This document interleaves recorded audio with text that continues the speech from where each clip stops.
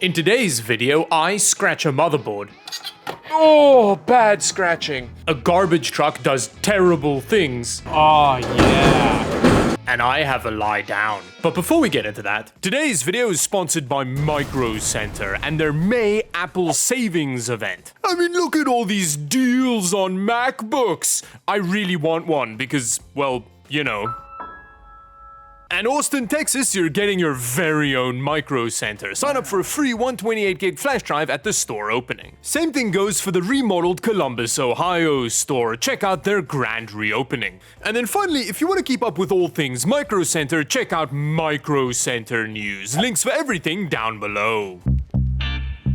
Now, we actually spent a couple days pre-packing for this monumental office move we were about to undertake. But our story starts with an office tour before our first full day of suffering. Now, most of this packing has been from these shelves over here, which aren't quite empty yet. There's still a lot going on, but we've made good progress. Like, you know, that stuff is mainly just empty boxes that are looking for parts that are somewhere over there, just in all of that.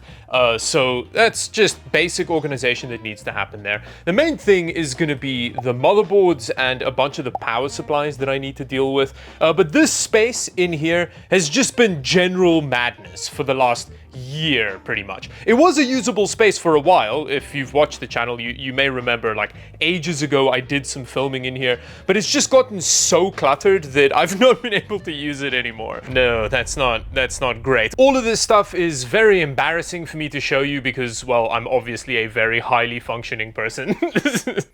Yeah, there's nothing to read into here in all of these piles. One of the issues that I've been having with packing the power supplies and like AIOs and stuff away is that so many of them are scattered in systems around the place. And, well, I don't know which of these boxes I can throw away and which have a power supply somewhere. So that's been pretty annoying. Oh, there's also that pile. Just filming this, I'm getting more stressed because I don't have much time to pack all of this away. You can see here, we've got the Lamborghini laptop poking out right next to the old massive Alienware laptop, which is below some Beats gear. That's a deep cut. You have to have been around the channel for a long time. There's another massive shelf over here full of stuff. This one's in shots a lot, so you're probably pretty familiar with this setup here, with our plants that have been suffering. And it gets kind of worse as you go around here because there's like all of the camera stuff, which none of which is properly organized anymore. Every time I move into a space, it starts off organized for a while, and then it just descends into this madness. Like back here, we've got more madness. All of these cupboards have just degrees of madness in them. I mean, let's open this one. What's in here? Oh, there's some tissues. Oh, a desoldering station with some Dawid Does Tech Stuff letter. This was from a previous office. Fun fact about these letters, I didn't want them, but the guy who owned the office space forced us to pay for them. And then, in the process of removing them when we left, he did a bunch of property damage. I just want to reiterate there, he did a bunch of property damage. I didn't remove them, he did, and then he didn't give us our deposit back because he did damage removing the thing we didn't want in the first place. Here's my editing desk. This is where all of the work happens. You can see that the work happens here because it's where all of the chocolate remnants exist. Now back here is another area where filming often happens. Fun fact, one of the main ways in which I determine which space I'm going to be filming in has to do with where noise is coming from for that day. So there used to be neighbors in here, which noise-wise was a really big issue because there's a door behind this panel, which isn't very well sealed, so it felt like there were people just in this space with me whenever I was filming in here. And the problem was they were like always there. They were never not in this space. So for like a year and a half, it felt like I was in this space with other people the whole time. It made me very self-conscious talking to myself in here filming. But anyway, so this was one of my favorite areas to film. I think this area looked really nice. We've also got the sim racing rig over here. But one of the big issues with this area was noise from outside. Which brings us to the alley rant, which I'm very excited to do. I can't wait to get this off my chest in a video. My office is over an alley, and I don't know if you know what happens in an alley, but this is basically just a space for garbage trucks to come and have violent sex with each other. It is crazy how noisy an alley is. And I don't know why, but there's like 4 garbage trucks a day come through here making noise. And what also happens is there's like another building's alley space over here, which currently has somebody power washing a driveway in. And for some reason, this parking building that's under here gets power washed once a month at least. How dirty is it? What are they doing in there? Why do they need to power wash it so often? It makes no sense. At some point over the next couple of days, I will go and film some garbage truck madness happening outside so that you can experience it for yourself. It is so noisy. I hate it so bad. Oh my God, it's happening. You get to witness it.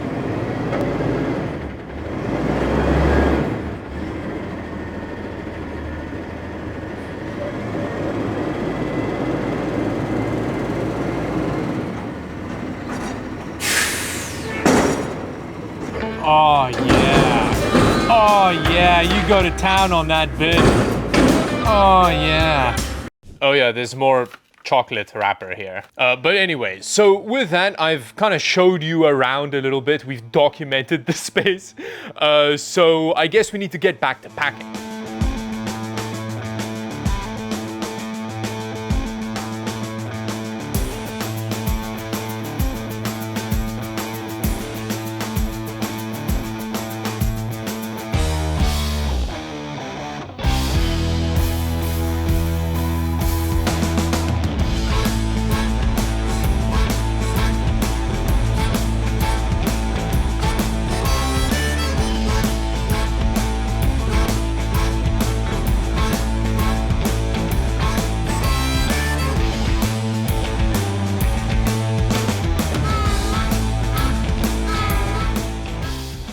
Okay, so it's day 2 now, at least day 2 of me filming. And the first thing that I want to do is remove some air coolers from systems that I have standing around. Because these massive air coolers do put quite a lot of weight on sockets, and when they're being carried around, bad stuff can happen. I've actually had an air cooler destroy a motherboard before, so we're just being safe here today. I've got this big assassin to remove, and then there's an AK-620 in here as well that we need to remove to prep this system for moving.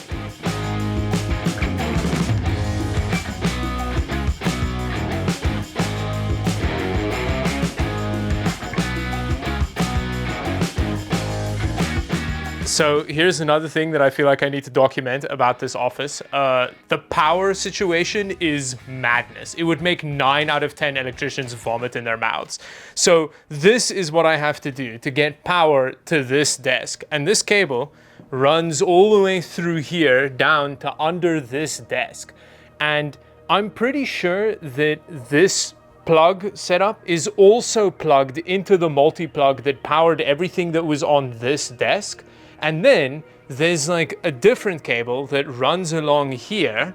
This is an extension cord that ran into the back over here, which powered like a huge amount of stuff over there, including Anna.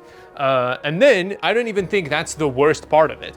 The worst part of the power situation in this office was to do with this area, right? These 2 ports ended up having to give power to more than half of the office. Because you can actually see here, there's a very heavy duty extension cord that's plugged into. This extension cord runs all the way around here. And then, is the NAS plugged into it? Okay, I actually think my server stuff wasn't plugged into it, but it ran around here, and my sim racing setup had to be powered off it, and the PC over there with a 4090 in it had to be powered off it, with this window AC over here. The reason why I had to run a window AC off an extension cable from the other side of the office was because The office on this side that I've spoken about earlier, I shared breakers with them, and they had a bunch of PCs and stuff running off of the same breaker as all of the plugs that are along this wall and the wall over here, and I think even one over here. It meant that every time that I turned a light on or turned my PC on over here, it would take down their entire IT infrastructure, and you would just hear them go like, oh, on the other side of the wall. And every time I knew it was my fault. I knew I was the one that screwed over someone on that side. I mean, this breaker box was just generally a nightmare. It didn't just have stuff for my office in it. It was basically everything in their office was running off this breaker board. And then there was another office a floor down on the other side of the building, which was also connected to this, and it was the same breaker actually that was connected to the office on that side. So when in the winter, when that office on that side wanted to use like space heaters or whatever, it would take the breaker down, which would then take down all the power in the other office on like in a different story. This building is just so old and weird. Oh yeah, I actually forgot to mention, there's another layer to the power situation out of this socket here. So you see there's an extension cord plugged into that multi-plug, which runs over here, and all of my lighting equipment was running off of that. And these are like very high power lights. So yeah, those two plugs handled my entire editing system. I'm not sure about the networking, maybe the networking stuff as well.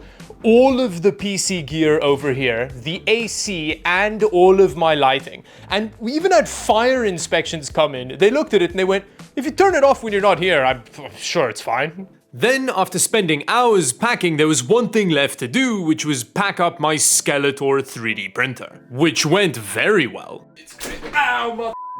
Oh my... Oh.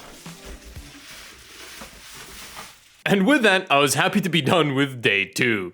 Now we're starting off day 3, I guess, by tearing down this bad boy, which is gonna be a fun process. It's very heavy, but it's all sick stuff.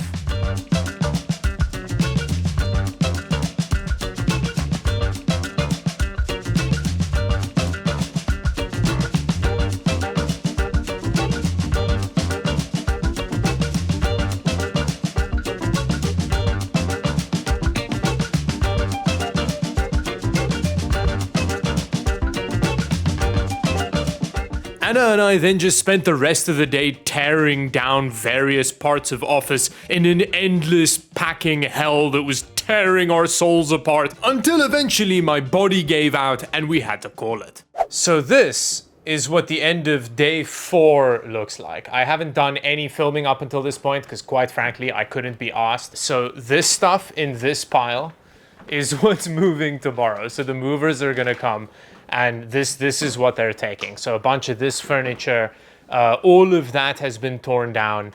These boxes are all going. It's a lot. This is garbage. We're obviously not taking that with us. But yeah, so this is a huge amount of stuff that we're gonna take with us. And with everything prepped for the movers, we could finally go home and rest for the big day.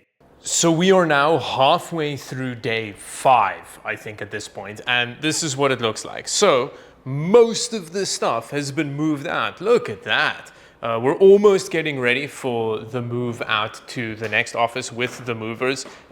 Again, just want to reiterate, we didn't take all this stuff out. A few moments later. And then this is the new space, which is suddenly feeling very small considering the huge amount of stuff we just pulled out of that other place. The echo is also crazy, but we're obviously going to deal with that. Although look at this, we've got glass. Ooh, fancy. Very excited about that. We've got some nice windows over here. This is a room where stuff is gonna go, and then there's gonna be more things in here, and then this is like the main room for stuff. Very excited. It's so much closer to where we live. I'm not gonna have to commute anymore. Excited about that. And yeah, I mean, look at it. And this is also super exciting because this room is like a dedicated little server space And they left the patch panel, so I don't have to deal with this element of it. I'm so happy about that. We've also got our internet set up already, and then, I don't know, I think I'm gonna have my NAS running in here, but that's all stuff we're gonna sort out. But we've got like a little room to keep the things in. Nice. And at the end of the moving day, this is what it looks like. Very full. There's a huge amount of unpacking that needs to happen, but it already looks real nice. I'm super excited about it. In here, we've got that kind of like storeroomy area, which as you can see, there's just piles of stuff that needs to go in shelving. You can barely walk in here.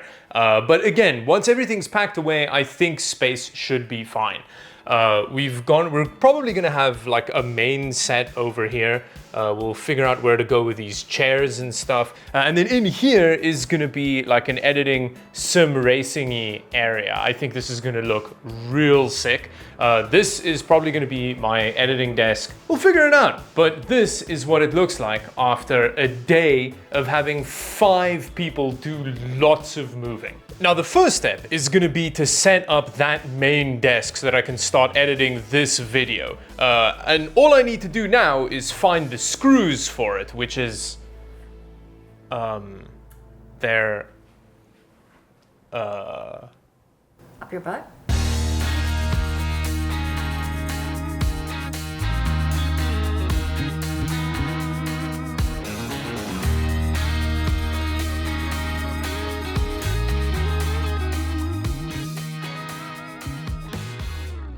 And with that, I have a rudimentary desk setup finished, which means I can now sit down and edit this video which you're about to watch. So yeah, thank you for watching. If you enjoyed this video and want to see how this space develops over the next year or whatever, subscribe, watch more videos, and until the next one, thank you for watching. Bye-bye. With that, I'm just gonna lie down, like just a little bit.